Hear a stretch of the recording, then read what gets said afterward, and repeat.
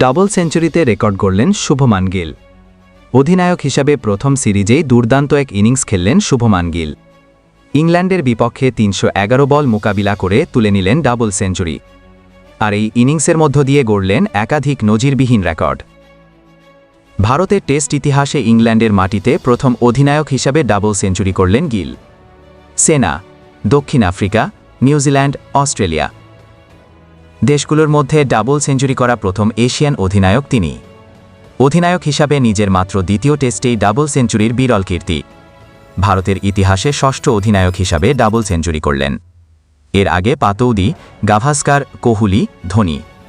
মাত্র ২৫ বছর ২৯৮ দিন বয়সে ভারতের দ্বিতীয় সর্বকনিষ্ঠ অধিনায়ক হিসাবে ডাবল সেঞ্চুরি করলেন।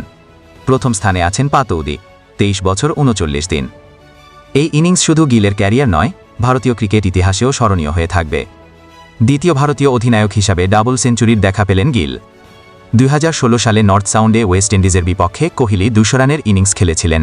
আমাদের ভিডিওগুলো ভালো লাগলে লাইক এবং সাবস্ক্রাইব করে পাশে থাকবেন।